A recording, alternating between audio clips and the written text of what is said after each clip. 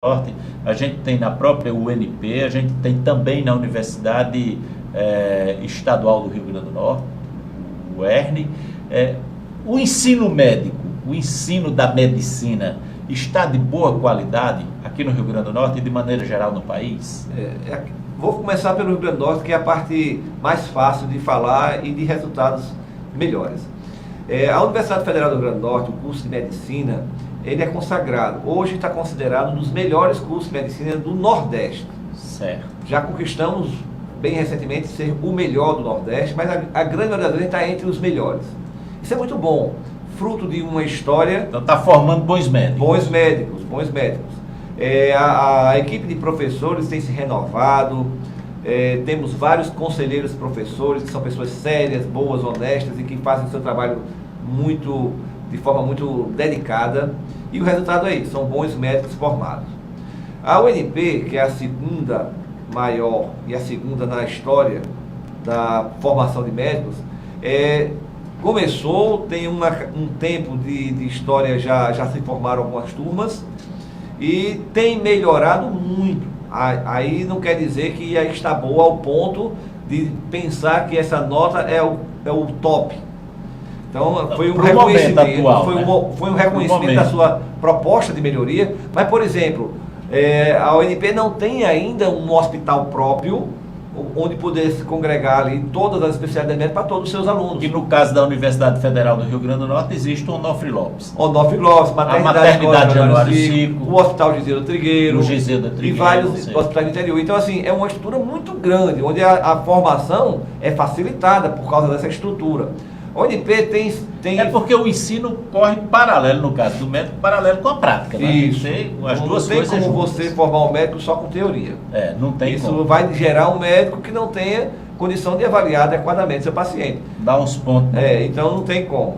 Mas, assim, o que se percebe na UNP, que já melhorou muito, mas ainda acredito, pela equipe que tem lá, conheço vários professores, conheço vários estudantes que fazem o seu dia a dia lá, e que melhorou muito, mas ainda tem muito que melhorar. E eu tenho certeza que essa equipe não vai ficar se contentando com a nota dessa e parar de inovar e de melhorar. Até porque na próxima avaliação o resultado pode ser outro. Então eu acredito que eles vão melhorar ainda. A outra escola, que é a estadual, lá em Mossoró, tem começado... de uns 10 anos, né? Esse curso de Mossoró, 10, por aí. 12 anos, por aí. E o começo muito dificultoso pelas circunstâncias, pela dificuldade de recursos, mas tem feito ao longo do tempo grandes melhorias e está formando médicos com capacitação de já atuar de imediato na região. Então, assim, a gente tem já ido a Mossoró para a entrega das carteiras de médicos aos formandos de lá, e percebemos que no meio deles muitos são pessoas de excelente interesse em fazer uma boa medicina. E a formação, a gente acredita que com o passar do tempo ainda pode melhorar mais ainda, apesar de que hoje já ter condição de formar bons médicos. Mas a medicina, de maneira geral, o ensino da medicina no país está bem. O que acontece, infelizmente, nos últimos anos, vamos reportar a última década, nós tivemos um incremento de novas escolas médicas no país, e a grande maioria particular. E tem umas até não é semipresencial, mas que beira isso, né? Ou seja, é uma coisa meio esquisita. Então, assim, para o ensino da medicina. O Conselho Federal de Medicina, em conjunto com os Conselhos Regionais de Medicina, insistem de que a abertura de uma escola médica deve ser muito criterioso. Primeiro, não pode abrir uma escola sem que tenha condição de dar uma condição do estudante aprender medicina de forma digna e correta, praticando de forma adequada, certo? Com professores capacitados tecnicamente e eticamente para poder formar um médico que possa atender adequadamente a população. Então, nós nos deparamos com um contexto de médicos formados no Brasil, onde a formação é totalmente inadequada. Nosso estado está livre disso, por enquanto não tem isso, mas a grande maioria dos grandes centros populacionais brotam escolas sem ter menor condição, são autorizados pelo MEC de forma até criminosa, porque na hora que você forma um cidadão para atender a população na condição de médico, sem ter a sua formação adequada, isso é um grande mal que está gerando. Você tem que formar alguém para salvar vidas. E não se a pessoa não está habilitada a salvar a vida, fica complicado. Verdade. Ô, doutor Marco Jacques, a gente está vendo aí no noticiário nacional, nos últimos dias, uma história do doutor Bumbum, de muitos procedimentos na área estética que prejudicam. Há casos também de registro aqui no Rio Grande do Norte dessas situações? Ou isso dissemina no país todo? Pessoas que tentam fazer o que não é correto tem em todo canto, infelizmente. Na área médica também existem profissionais que praticam atividades que não são preconizadas pelo Conselho de Medicina. Isso é muito ruim, porque põe em risco a população. Esse caso específico desse médico, nós temos uma notícia para dar para a população. Em Brasília, esse médico foi afastado pelo Conselho de Medicina por atitudes danosas a alguns clientes. E a justiça... Ele já tinha sido punido pelo Conselho Federal. E a justiça colocou ele ficou sem poder atuar por causa do conselho, e a justiça colocou ele de volta na atuação profissional. O conselho, na sua questão ética, analisou que os procedimentos dele não estavam corretos e, em tese, cassou o direito dele de exercer a medicina. Interditou. A palavra no caso dele foi a interdição do Distrito Federal. Ele sofreu a interdição do Conselho do Distrito Federal. E a Justiça botou ele para trabalhar novamente. A Justiça derrubou a decisão do Conselho. E aí deu no que deu. Deu no que deu. E aí, infelizmente, pessoas que tentam fazer a medicina de forma sem estar vinculada com a formação técnica, sem estar respeitando os preceitos éticos, realmente é muito prejudicial. Aí tem um alerta, Cassiano. Quando a pessoa for procurar uma assistência médica, principalmente essa área de plástica, procure verificar junto ao conselho a formação desse médico. Se é um médico com residência, se é um médico com experiência comprovada, se ele faz as coisas de acordo com as normas dos conselhos, então geralmente vai ser uma assistência muito tendenciosa ao sucesso. O contrário, se não é um profissional de formação adequada, que tenta fazer muito sucesso. E esses dados tem lá na ficha do médico no conselho.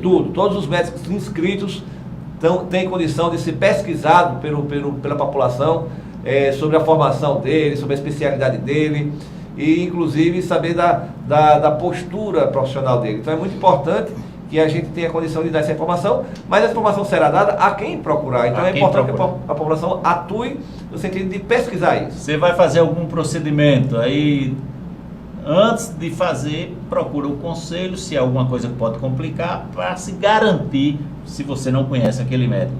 Mas tem um assunto também assim que envolve isso aí, que é muito mais comum e acontece muito, principalmente em pequenas cidades.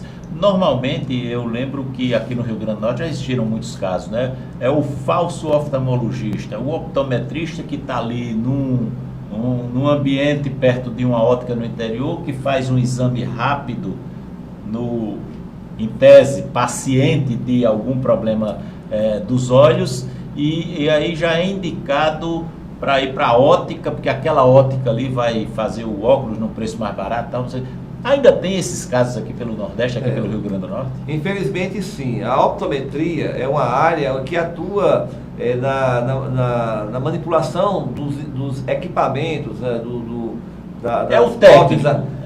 É um técnico que tem uma importância muito grande. Agora, o que não pode acontecer em benefício da saúde da população saúde ocular, da oftalmologia, é que essas pessoas que têm capacidade de entender um pouco de grau, de armações, de equipamentos, eles possam fazer consultas com diagnósticos.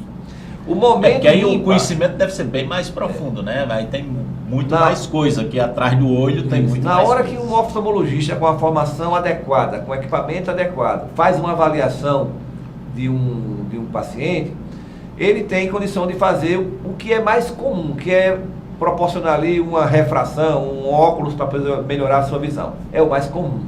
Mas essa é uma oportunidade ímpar para que ele verifique se há alguma patologia associada. Às vezes ele descobre o glaucoma, que é pressão intraocular aumentada. Então, se tem algum desvio... E aí o caso técnico, o optometrista não tem conhecimento para chegar a isso. Né? E nem encaminha para o tratamento adequado. Mas ainda há casos assim Infelizmente, sim. De vez em quando surge uma prisão aqui em Natal ou em outros locais de pessoas que tentam burlar a legislação e fazer da optometria uma atividade médica que não é. Doutor Marco, já com toda conversa boa, passa rápido. Parece até que a gente está bebendo um esquinho aqui, bebendo um vinho, porque o nosso tempo já acabou. Já estamos no finalzinho do programa. É por aí, numa conversa muito agradável com o Marco Giacomo. Então aproveita aí o finalzinho e faça um convite aos médicos para que compareçam ao Conselho Regional de Medicina aqui em Natal ou a Delegacia do Conselho Regional de Medicina em Mossoró, próxima terça-feira, para votar na eleição de chapa única. A cada 5 anos, os conselhos regionais elegem os seus conselheiros. O nosso conselho, como a de quase todo o Brasil, vai ser agora na terça-feira. Alguns estados fazem 2 dias pelo contingente de médicos. E essa renovação é importante, apesar de ser chapa única, mas um percentual em torno de 30% dos conselheiros estão sendo renovados. Isso é muito interessante. Então há uma renovação também na própria chapa única. Na própria chapa única. E assim, o respaldo que a gente tem quando o colega vai votar nos dá mais energia, mais força para fazer um trabalho ainda melhor. Então a gente espera, eu sei que é muito trabalhoso para quem tem uma atividade de plantão, para quem tem um consultório cheio, várias cirurgias, mas arranjar um momentozinho para quem é de Natal e Mossoró e dar uma saída para a sede do conselho ou da delegacia para votar é muito importante, e a gente espera que isso seja realmente uma atividade feita pela maioria das pessoas desses 2 municípios, mas os que moram em outros municípios que já estão em processo de eleição, fazendo a sua votação através das cédulas que serão enviadas pelo correio, e a gente espera que tenhamos um bom percentual dos nossos médicos atuando nessa eleição. Ok, e assim nós encerramos mais um programa É Por Aí, agradecendo ao Dr. Marco Giacomo e a sua presença aqui nos estúdios da TV Metropolitano, e agradecendo especialmente a você, telespectador, que nos honra com a sua audiência. Olha, na sequência voltamos o sinal para São Paulo, diretamente dos estúdios da Rede Brasil, e o programa À Tarde é Show com Nani Venâncio. Depois, aqui em Natal, o Jornal Metropolitano, 2ª edição, com Genésio Pitanga e Riane Brito. E às 19 horas, RB Notícias, com a apresentação de Camila Schmidt e comentários de Ney Gonçalves Dias, também direto dos estúdios da Rede Brasil, em São Paulo. Obrigado, Natal, obrigado, Rio Grande do Norte, e até amanhã com mais um programa É Por Aí. Até lá!